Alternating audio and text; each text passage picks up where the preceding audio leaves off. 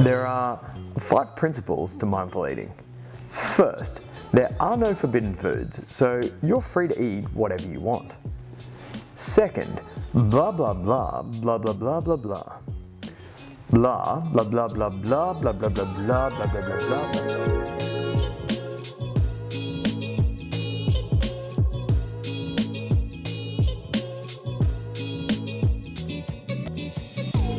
Hey everyone, it's Mackintosh the Weight Psych, and the question we're answering today is a really good one on intuitive eating and food cravings.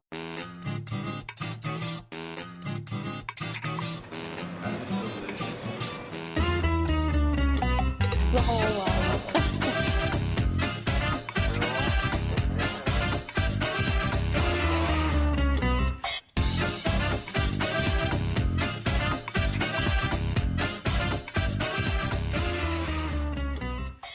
Welcome to Thursday Therapy. The question we're answering today is a really good one on intuitive eating and sweet food cravings, and it comes from Corinne.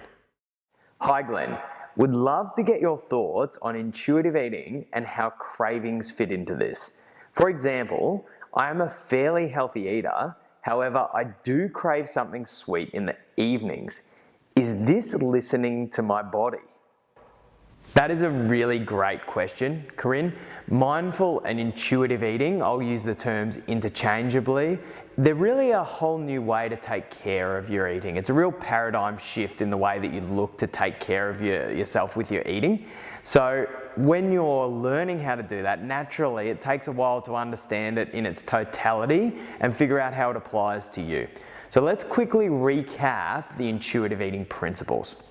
Firstly, you're allowed to eat all foods, so we consider food as morally neutral and you're free to eat whatever you want. Secondly, we pay attention to food and eat distraction-free. Thirdly, we listen to your senses of hunger and fullness as your body's natural signs to start and stop. Fourth, and we're going to talk a lot about this later, we notice and transcend a lot of non-hungry cues for eating. And fifth, we have food choice body congruence, so we're eating in a way that our body likes. I don't want you to think of these as rules, I want you to think of these as principles that all work together and you can dance around and experiment with the principles. So let's apply this to a particular food craving.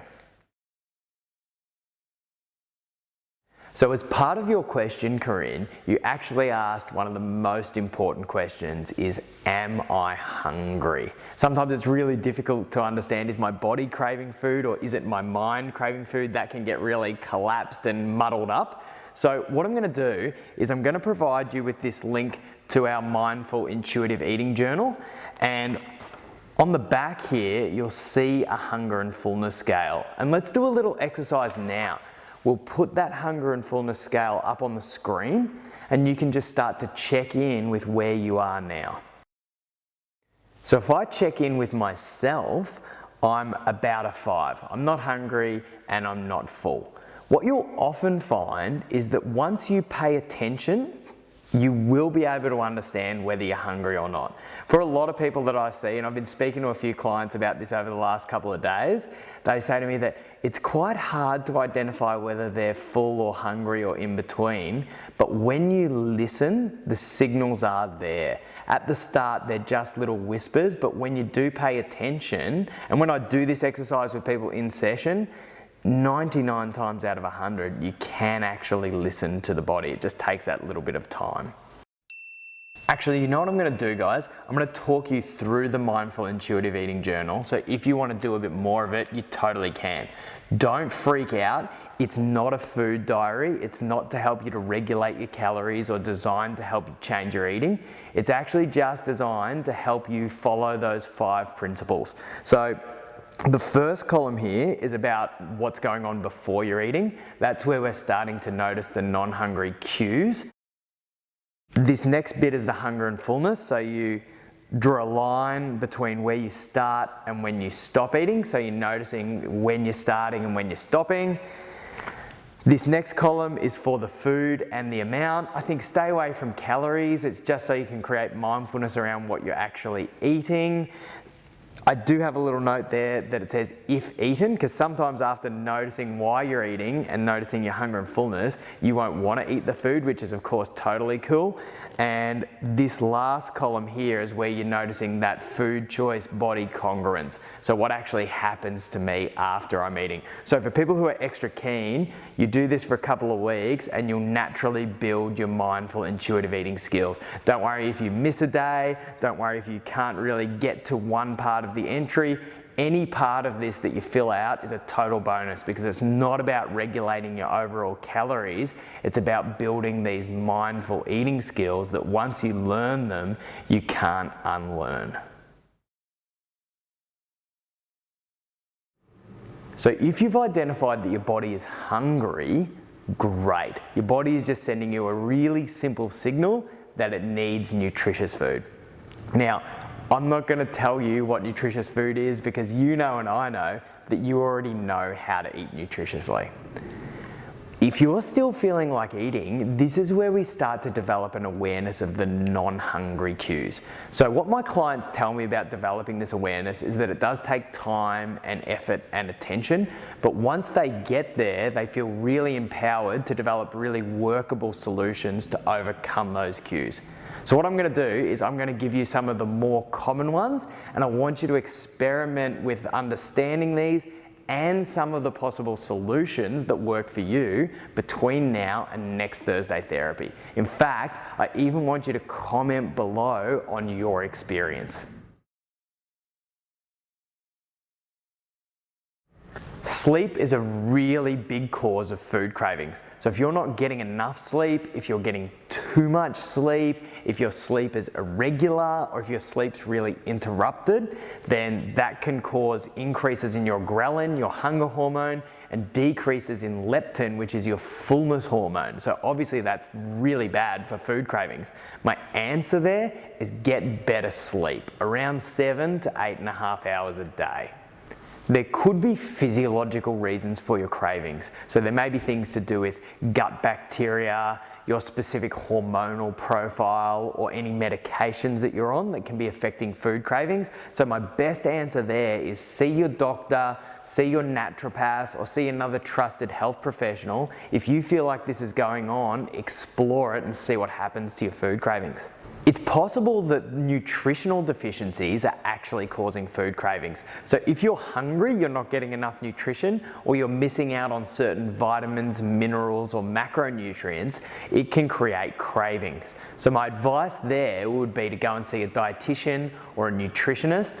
Just make sure that that dietitian or nutritionist is not going to put you on a calorie controlled meal plan or reduce your calories, because they could be then inadvertently increasing those cravings. Of course, there's a very good chance that your food craving could be psychological. Some research tells us that up to 70% of non-hungry eating is emotionally based. My answer to help you there is I want you to do some free association writing. So just take a blank piece of paper and a pen and start writing, and that'll help you get in touch with what's going on in your subconscious. You'll start writing about, oh, this is a weird writing exercise, or this happened to me today, and then you'll end up with, I can't believe that person at work said that to me, I'm always disrespected, I feel so blah, blah, blah.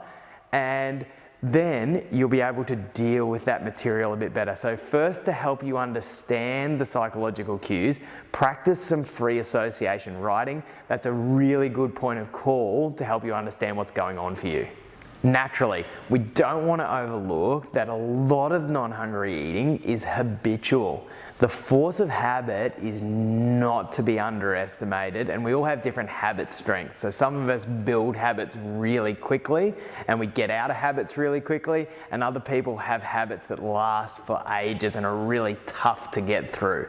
So what I would suggest, if you just identify that actually, you know what, this is just habitual. Every time I get home, or every time it comes a certain time of day, or every time when I see this particular type of food, this is just the script that I go into. What I'd encourage you to do is write down the script. That's the script that you as the actor do without even thinking. You've rehearsed those lines really well, you know it to a T. Then write down an alternative script that is workable for the main character and will yourself into doing that script.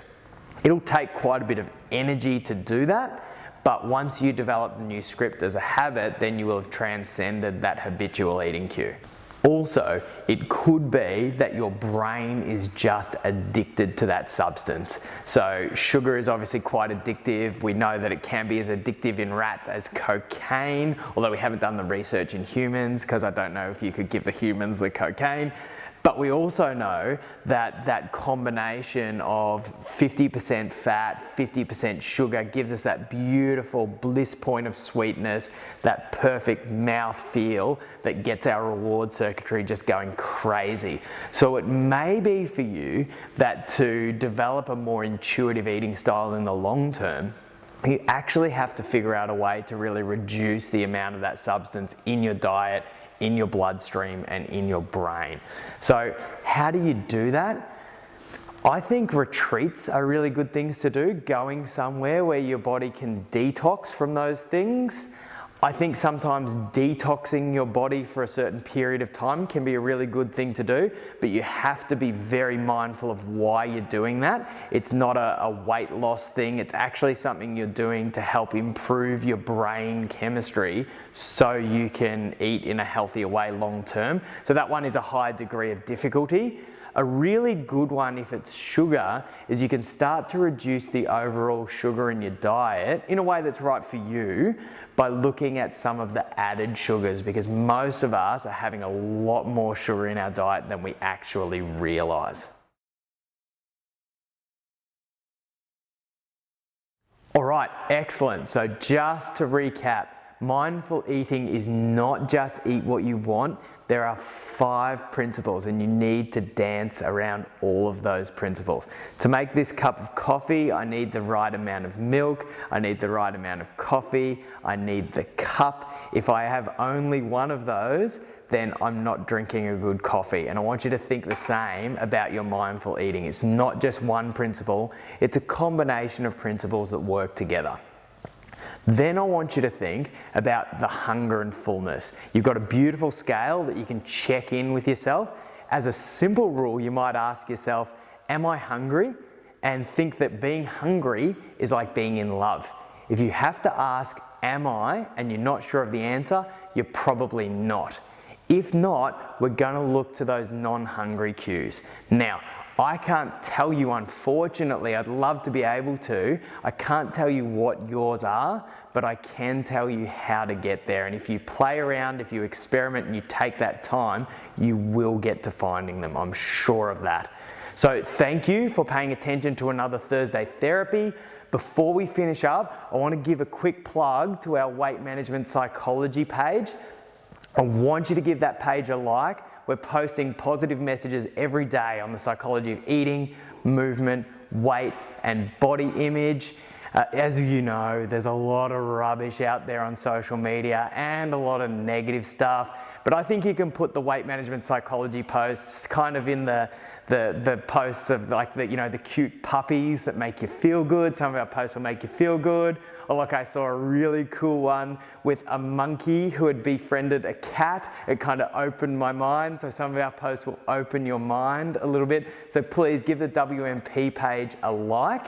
And until then, I will see you in a couple of weeks for our next Thursday Therapy.